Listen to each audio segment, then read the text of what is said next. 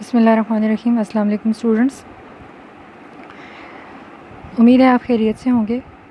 میں آپ کی ٹیچر عصمت بات کر رہی ہوں، آپ کو خوش آمدید کہتی ہوں اس آن لائن سپورٹ پروگرام میں۔ آج ہمارے ہفتہ نمبر 9 میں جو ہمارے پاس عنوان ہے وہ حصہ نثر سے ہے، شہرت عام بقائے دوام کا دربار۔ اس کے مصنف ہیں مولانا محمد حسین آزاد۔ مولانا محمد حسین آزاد کا مختصر سا تعارف ہم لوگ دیکھتے ہیں۔ مولانا محمد حسین آزاد کے والد مولوی محمد باقر کے شیخ ابراہیم ذوق سے ذاتی مراسم تھے، اس لیے آزاد نے ذوق کی زیر نگرانی ابتدائی تعلیم حاصل کی۔ اس کے بعد دلی کالج سے عربی اور فارسی کی تعلیم حاصل کی۔ لاہور آنے کے بعد محکمہ تعلیم میں ملازم ہوئے، کچھ درسی کتابیں لکھیں جو بہت مقبول ہوئیں۔ انجمن پنجاب کے قیام میں اہم کردار ادا کیا۔ انہیں ادبی خدمات کے سلسلے میں شمس العلماء کا خطاب ملا۔ آزاد عربی اور فارسی کے علاوہ سنسکرت، ہندی زبان کی خوبیوں سے آشنا تھے، بلکہ اردو اور دیگر مشرقی زبانوں کے بڑے محقق اور ماہر تھے۔ ان کا شاہکار آب حیات اردو زبان کی پہلی تاریخی اور تنقیدی اور تحقیقی کتاب ہے۔ وہ اپنی انشا پردازی کے خود ہی موجد اور خود ہی خاتم ہیں۔ انہوں نے تمثیلی اور تخیلی مضامین میں خوب کام کیا۔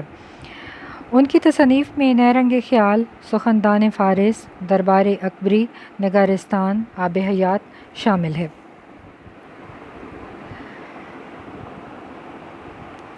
اس سبق کا خلاصہ آپ کو تھوڑا سا بتا رہی ہوں۔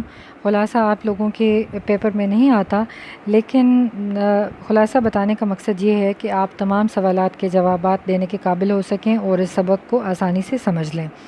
ویسے جو ہے آپ کے اس میں فیڈرل بورڈ میں خلاصہ نہیں ہوتا بلکہ مرکزی خیال ہوتا ہے، تو خلاصہ آپ لوگوں کو میں تھوڑا سا بتا رہی ہوں اس سبق کے بارے میں۔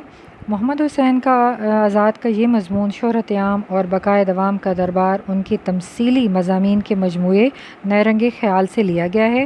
ان کے اصل ماخذ ایڈیسن کا مضمون تھا، اور آزاد کے اکثر مضامین یا تو انگریزی مضامین سے اخذ کیے گئے ہیں یا پورے ترجمے ہیں، مگر آزاد اس میں بڑی مہارت سے مشرقی رنگ بھرتے ہیں، جس سے ان کے مضامین پر استفادہ کا گمان نہیں ہوتا۔ آزاد اپنے تمثیلی مضامین کے حوالے سے بہت مقبول ہیں، اور کہا جاتا ہے کہ انہوں نے اس سلسلے میں بقائے دوام یعنی کہ ہمیشہ کی زندگی اصل ہے، اور اس پر انہوں نے لکھا ہے کہ یہ بیجا نہیں ہے۔ اکثر مضامین کی شروعات کسی خیال یا مرکزی واقعے یا اپنے کسی خواب سے کرتے ہیں، جو ان کے اسلوب کا خاصہ ہے۔ اپنے اسی انداز کو بروئے کار لاتے ہوئے انہوں نے اس مضمون میں بھی اپنے خیالات کو حقیقت کا روپ دے کر بیان کیا ہے۔ وہ لکھتے ہیں کہ مصنف کے مطابق دنیا کے نامور شخصیات کی زندگی کے حالات، واقعات اور خدمات پر سوچ رہا تھا کہ ہمیشہ کی زندگی دو طرح کی ہوتی ہے، ایک انسانی روح کی ادبی زندگی ہے، دوسری انسانوں کے نام اور شہرت کی حیات جاوداں ہے۔ انہی سوچوں میں مصنف کی آنکھ لگ جاتی ہے اور خواب میں دیکھتا ہے کہ دوسری طرف ابدی زندگی کے لوگ ان کے سامنے موجود ہیں، یعنی کہ جو وفات پا چکے ہیں، اور ایک دربار میں یہ سارے لوگ جمع ہیں جہاں پر اپنے مرتبے کے لحاظ سے وہ اپنے مسند پر ان کو بٹھایا جا رہا ہے۔ مصنف نے اپنے اس نواب میں خواب میں دنیا کے نامور اور شہرت یافتہ شخصیات کا ذکر کیا۔ اس میں اچھے حوالے سے شہرت پانے والے اور برے حوالے سے شہرت رکھنے والے دونوں طرح کے لوگ شامل ہیں۔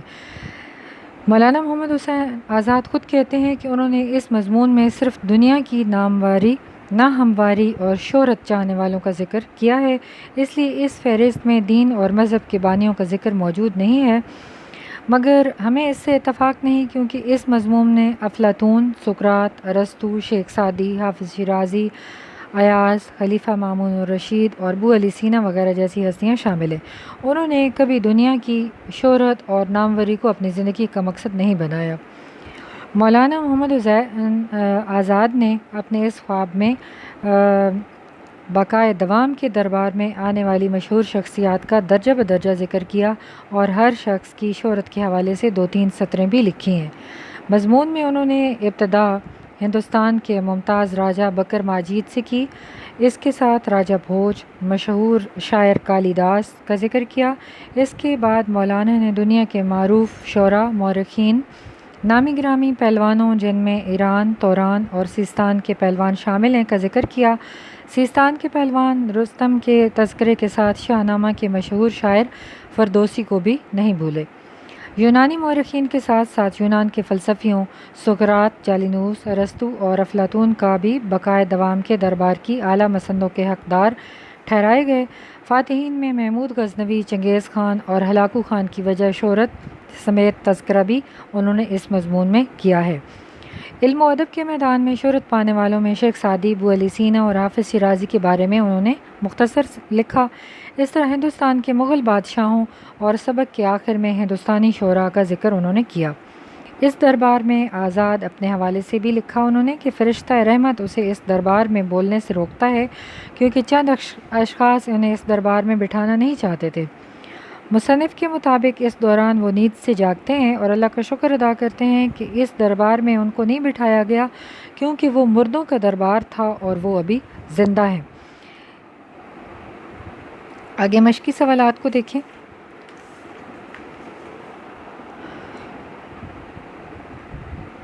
پہلا سوال ہے، اس میں کچھ جملے ہیں اور شاعر یا ادیب کے بارے میں انہوں نے کہے ہیں۔ کوئی سمجھا کوئی نہ سمجھا مگر سب واہ واہ سبحان اللہ کرتے رہ گئے، یہ مرزا اسد اللہ خان غالب کے ہیں۔ اپنی سحر البیانی سے پرستان کی تصویر کھینچتے ہیں۔ سید میر حسن دہلوی کے بارے میں بات کی گئی ہے۔ اس کے قلم نے ایک جہان سے لڑائی باندھ رکھی ہے۔ مولانا محمد حسین نے اپنے بارے میں یہ جملہ لکھا۔ دال ہے آگے، لیکن 4 خاکسار اور 5واں فاصلہ تاجداران کے ساتھ تھے، یہ میر امن دہلوی کے بارے میں انہوں نے کہا۔ ایک لکھنؤ کے بانکے پیچھے پیچھے گالیاں دیتے تھے، یہ انہوں نے کہا مرزا رجب علی سرور کے بارے میں۔ آگے ہے، درج ذیل جملے کن بادشاہان یا مشاہیر کے بارے میں ہیں؟ تو جس کے کپڑوں میں لہو کی بو آئے وہ قصاب ہے، چنگیز خان۔ بے آگے، اس سرے سے اس سرے تک ایک گردش اور چلے گئے، حافظ شیرازی کے بارے میں ہے۔ رنگ زرد تھا اور شرم سے سر جھکائے تھے، ایران کا بادشاہ دارالشکوہ تھا، اس کے بارے میں انہوں نے یہ بات کی ہے۔ آگے قیافت روشن اور چہرہ فرحت روحانی سے شگفتہ نظر آتا ہے، سقراط کے بارے میں کہتے ہیں۔ آگے ہے، ہندوستان کے بہت سے گراں بہا زیور اس کے ہاتھ میں تھے، سلطان محمود غزنوی کی بات ہے۔ آگے ہے، درجہ ذیل سوالات کے جوابات آپ نے دینے ہیں۔ تو پہلا سوال الف ہے، مصنف نے بقائے دوام کی کتنی قسمیں بیان کی ہیں، وضاحت کریں۔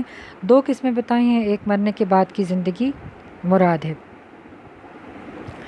تو اس میں ہے کہ مرنے کے بعد انسان کی روح باقی رہتی ہے، کبھی موت نہیں آتی اس کو، یعنی کہ انسان جو ہے مر تو جاتا ہے لیکن اس کا کوئی دنیاوی کارنامہ اس کے نام کو ہمیشہ زندہ رکھتا ہے۔ بے آگے سوال ہے، خوبصورت عورتیں در حقیقت کون تھیں؟ تو اس میں مصنف نے بقائے دوام کے دربار میں جن خوبصورت عورتوں کا ذکر کیا وہ اصل میں دنیاوی برائیاں، غفلت، عیاشی، خود پسندی اور بے پرواہی تھی۔ اگلا سوال ہے، ایرانی شعراء کو دربار میں کیوں نہیں آنے دیا گیا؟ تو ایرانی شعراء کا دربار میں اس لیے ان کو نہیں آنے دیا کیونکہ ان کو کہا گیا کہ ان کے اشعار تو اچھے ہیں مگر اس میں حقیقت اور واقعیت کا رنگ بالکل نہیں ہے، یعنی ان کے اشعار حقیقت کی دنیا سے دور اور خیالی دنیا کے قریب ہیں۔ اگلا سوال ہے، سلطنت میں میراث نہیں چلتی سے کیا مراد ہے؟ تو اس کا جواب یہ ہے کہ سلطنت اور حکومتیں چلانا قابلیت ہے، اس لیے قوت بازو، حوصلہ اور بہادری کی ضرورت ہوتی ہے۔ اگر کسی کو وراثت میں سلطنت ملی ہے تو تاریخ گواہ ہے کہ وہ سلطنت بہت جلد اسے چھن جاتی ہے۔